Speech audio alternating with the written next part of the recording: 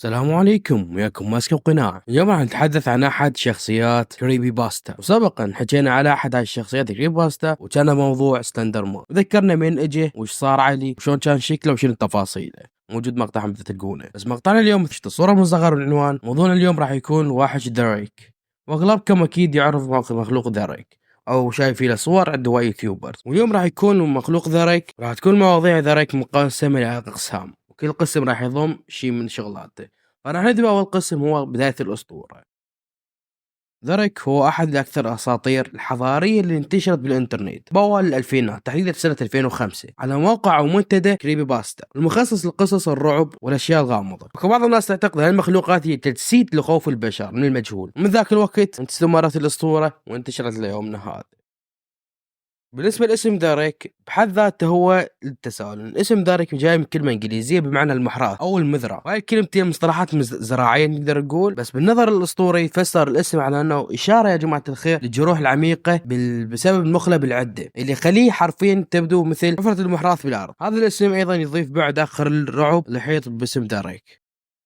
بالنسبة لشكله يا جماعة الخير، داريك يشبه مخلوق بشري بمظهر كلش مخيف، بحيث جسمه ضعيف وعظامه كلش بارزة وجلده شاحب بشكل مو طبيعي، ووجهه يشبه الجمجمة وعيونه كبيرة كلش ولامعة طريقة مرعبة كلش، بحيث اللي يشوفه بالليل راح تجي صدمة رعب من المنظر اللي قدامه. فمه واسع ومليان أسنان حادة، وهذا يخليه أي شخص يشوفه يبين أنه مستعد يفترس أي شخص قدامه بلحظة من المظهر العدة والأسنان المبينة البارزة والعملاقة كلش. طريقة تحركه يتحرك طريقة زحف كأنه مخلوق غير بشري، وهذا اللي يخلي أمر أكثر رهبة للشخص.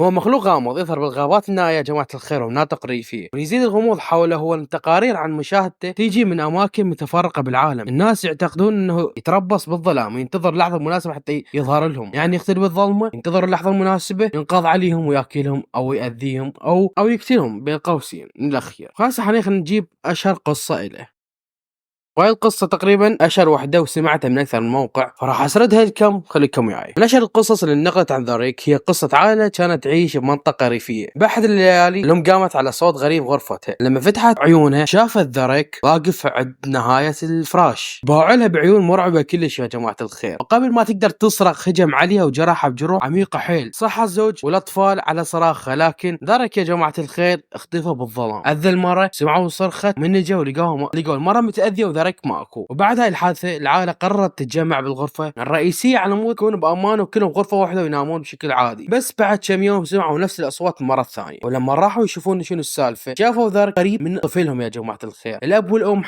الأب حاول يهاجمه، لكن ذرك كان سريع اختفى مرة ثانية. العائلة تركت البيت بعدها، بس ظلوا يواجهون كوابيس وأصوات غريبة حتى ما بعد ما ابتعدوا عن المكان. فبقت هاي الأمور الغريبة والمرعبة تصير لهم كل مكان يروحوا له، والوهواس اللي يصير. بالنسبة للوهواس سنجي موضوعه.